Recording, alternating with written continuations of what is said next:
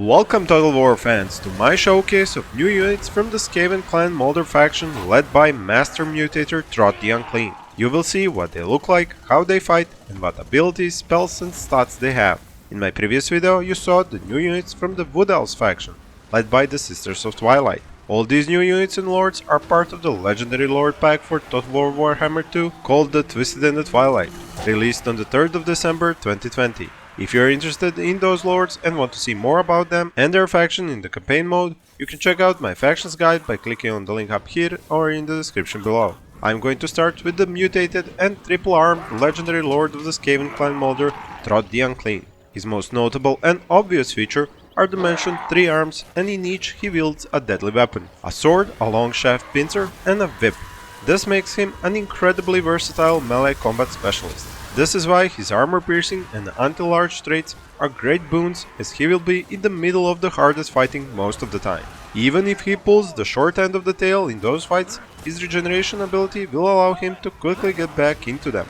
And you will want him right there next to his units because of his Master Controller ability, which imparts bonuses to leadership and melee defense to nearby units. If he needs to, he can heal and buff himself or other monster units in 100 meter range for over 1000 hit points, 8 leadership and 24 melee attack with his Remouldered ability. But if you get outmatched in battle, you can always scurry away, as he gets a speed buff when his leadership is low. He gets to regenerate outside of combat and use the Beast Pack ability to summon a unit of Rat Ogres to your aid for a limited time. His mount is the awesome but disgusting Blood Horror, a huge fast-moving monster adept at punching through infantry lines. The Packmaster hero can use this monster as a mount as well, but more on him a bit later. Now how about we explore the stats of the Blood Horror first. In essence, it is just a mutated giant rat, but it's the biggest and meanest example of its kind.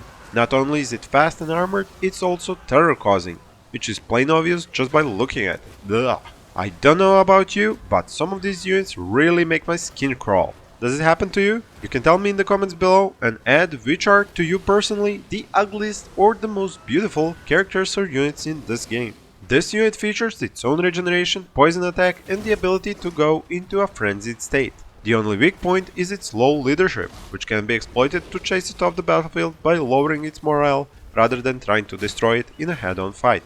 Now, about that Packmaster. This is a Skaven hero unit which has the support role with the area of effect and targeted buffs and can summon wolf rats to his side in mid-battle. His main traits are anti-large and the fact that charging enemy large units cannot stomp on him. His weapons let him do armor piercing and poisonous attacks, while his abilities Shock Collar and Roaming with the Pack allow him to increase his own and other unit stats while making them immune to psychological effects and to heal nearby friendly units. We talked about the Packmaster, so now let's talk about some packs. Packs of hungry, mangy and really fast wolf rats. These are highly mobile war beasts which come in the poisonous and armor piercing varieties. They have the Vanguard deployment trait, which makes them ideal for moving quickly behind the enemy and attacking their range units. Their fur doesn't offer a lot of protection, so if they become the target of those range units, they won't last long. This is where their considerable speed comes in, as they can get into the biting range very fast. Now please do not mind me reminding you to hit that like button below, keep enjoying the video and think about becoming a subscriber if you're not already. Along these units and the Lord, the Skaven have also received a free new hero. The Skaven Chieftain is an accomplished warrior who has clawed his way to the top of the food chain. Heavily armored, equipped with an armor-piercing halberd and with the Bonebreaker mount option, the Chieftain is an adept counter to armored cavalry as well as other large creatures. Left to his own devices, he would go into a frenzy, but you can help him out by activating the Skaven Brew ability, which can be used on other units as well, and add a buff of 40 melee attack, 30% additional weapon damage while lowering the armor by 30 points.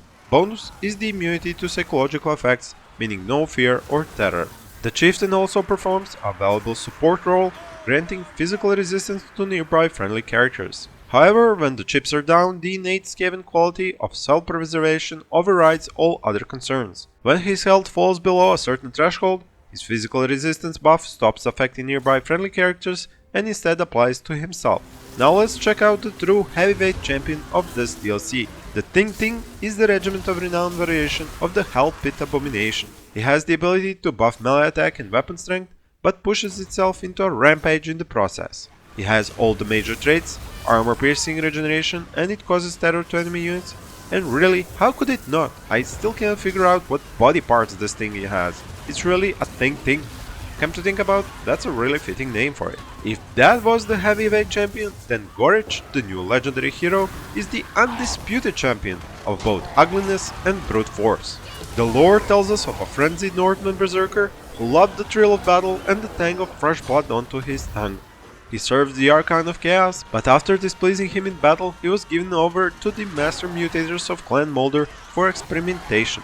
His mind was transplanted into the body of a heavily modified Rat Ogre, which explains his current physique. He possesses almost every trait in the book, and then some. Armored, armor piercing, and the infantry causes terror and both regular and warp frenzied abilities. And in battle you can activate Evisceration and Blood Shield. Evisceration is a kind of vortex which he creates as he spins around with his claws out, making mincemeat of all the unlucky units in his vicinity. Blood Shield on the other hand is defensive and adds magical resistances since he is a huge target on the battlefield, and this is a great ability to have when magic missiles start to fly. The next unit is the Mutant Rat Ogre, a large single entity monster adept at brawling because of his armor piercing and anti-infantry traits. It also goes into a frenzy to make it even more powerful. The huge claw does insane damage, and especially after the unit's characteristic lunge and slam dunk attack. Its Regiment of Renown version is called Morskittar's Hellion, and beyond the stronger stats, it's capable of summoning a localized bombardment of warp lightning.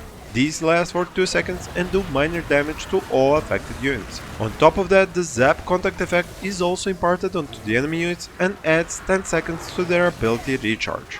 Another Regiment of Renown unit are the Pit Fighters of Hell's Deep. These are rat ogres with the Berserker ability and can be used to effectively counter terror units.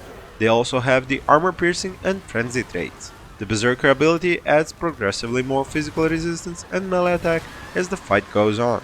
And that was the last of them. As I leave you with the cinematic shots of these units in combat, I will post cards about my other videos on similar subjects. Thank you for watching, and I wish you all happy gaming.